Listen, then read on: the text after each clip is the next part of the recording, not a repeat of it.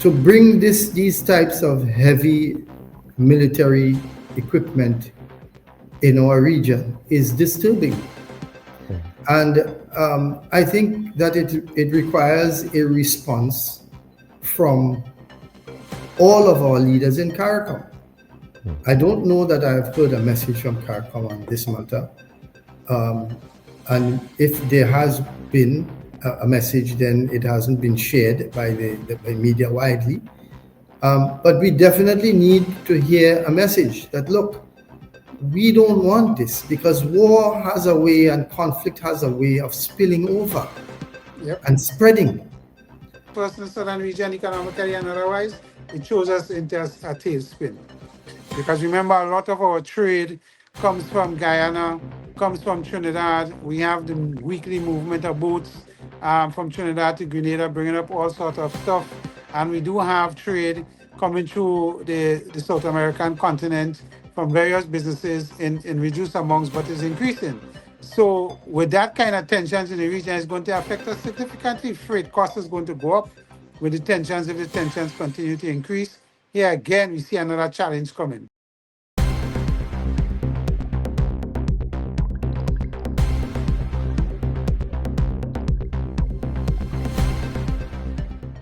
Well, Kellan, it is unfortunate that we have that developing.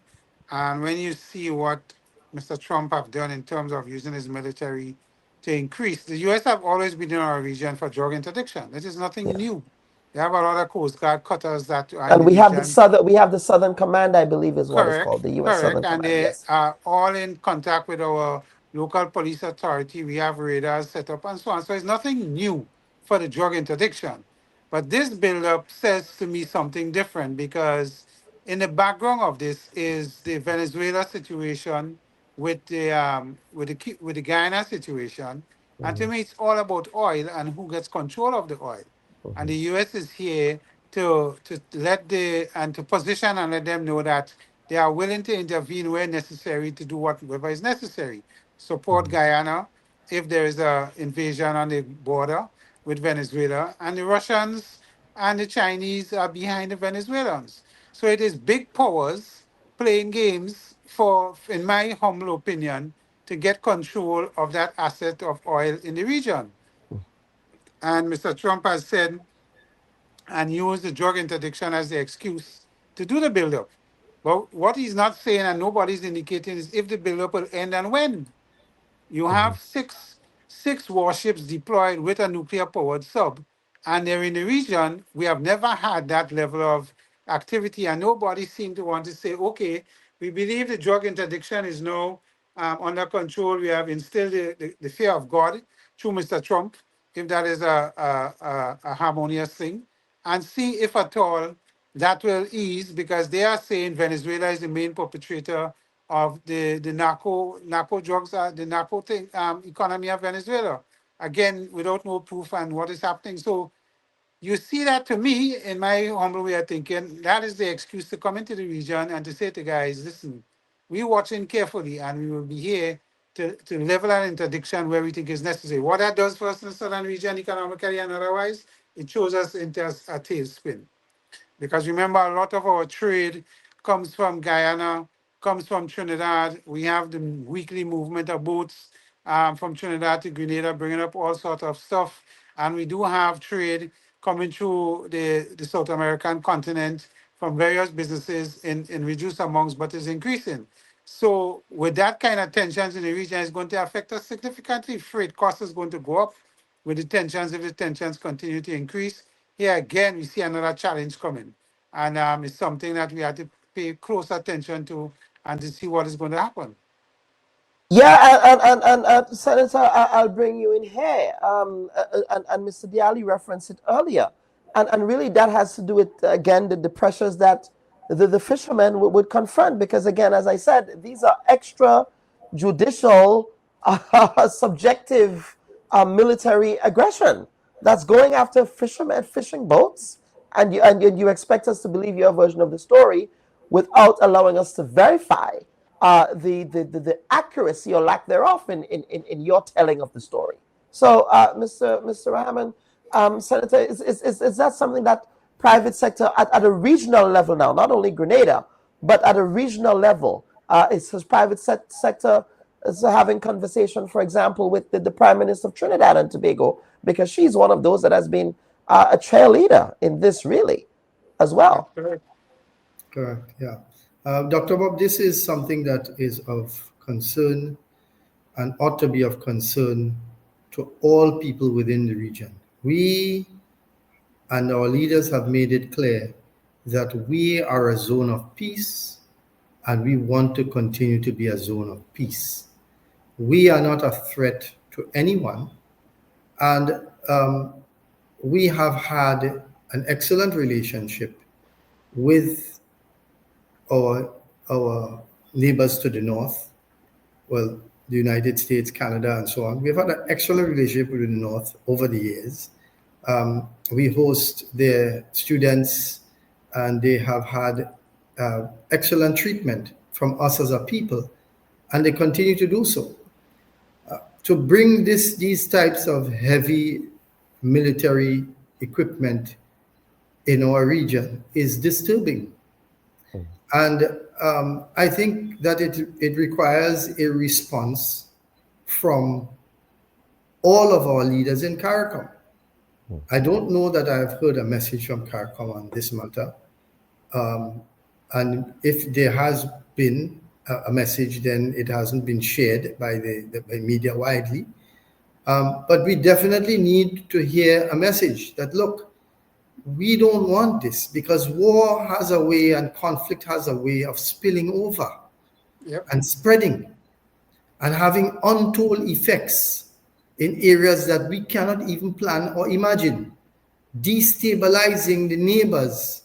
So it is not just a Venezuela thing, right? It's not just a Guyana thing. Guyana is part of CARICOM, right? Of course, we want to protect the integrity of our Guyanese brothers and sisters, right? And the US has a vested interest there. The petroleum companies and so on are heavily invested there, right? So they have their interests to protect and so on. But we also believe in the rule of law and the rule of international law, and that everybody should follow it, because they are big players. And we have seen when big players have proxy wars in other territories, in other parts of the world, what happens to those countries? This is not something that we want in our part of the region. Our part of the region is where Europe and North America comes on vacation. They come on vacation. We have been welcoming them for decades. Our economies are built around serving them. The greatest drivers of our economies are tourism. And so we have a lot at stake, and we have a right to speak on the issue.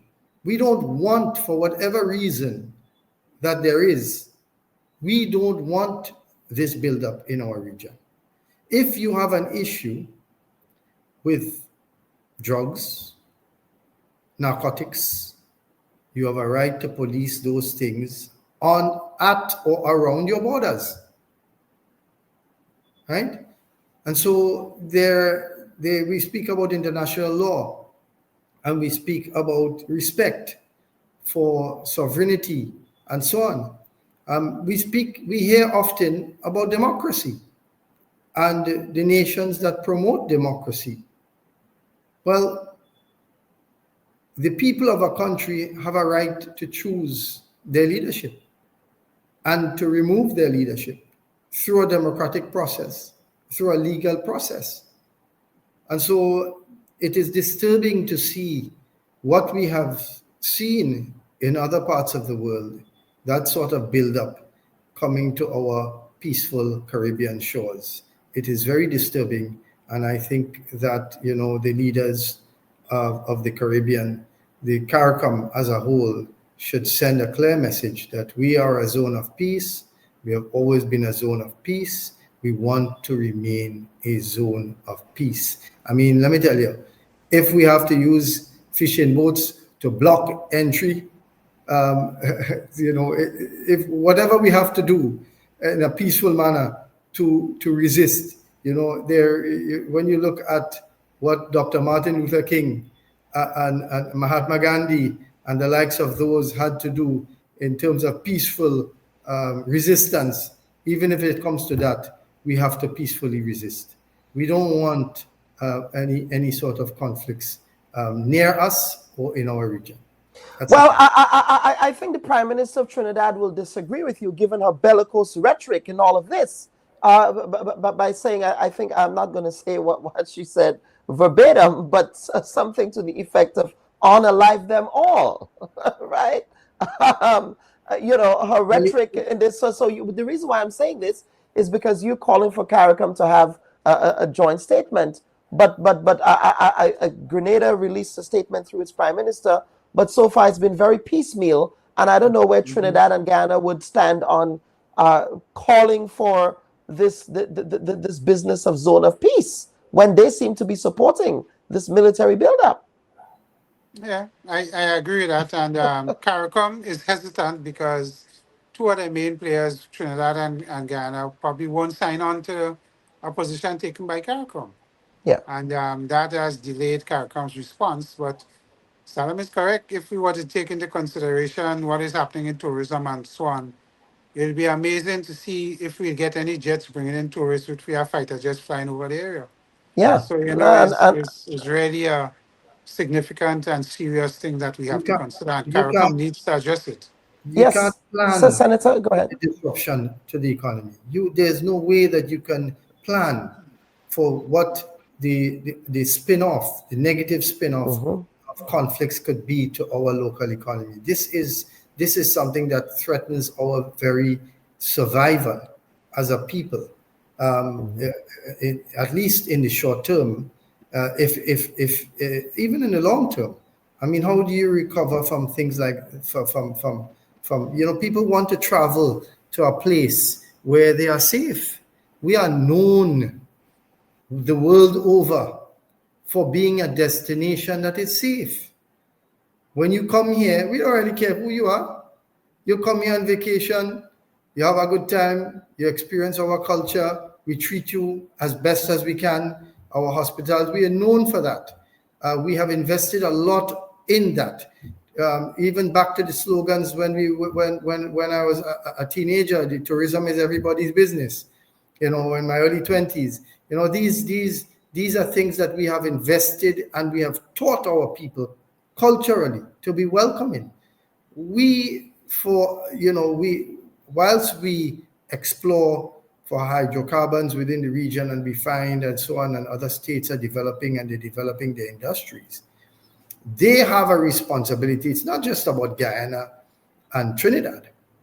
They have a responsibility to the rest of us, right? And I've actually heard the president of Guyana say that, after the Guyanese people come the people of CARICOM. And so he has acknowledged that. Well, it's time to discuss, to make sure that we don't forsake, what we stand for because of one or two gains. Nobody loses, nobody wins. Sorry, with that type of conflict that would come out of this. No, there'll be no winners. Yeah, absolutely. And Just to quickly yes, say, Mr. Diali, go ahead, sir. Yeah. yeah, just to quickly say, I think we missed a golden opportunity at the UN General Assembly, Hmm. where most of our prime ministers would have been, and we hear nobody talk vociferously, as we are saying, about this build-up in the region and its threat to our peace. And that is Hmm. something that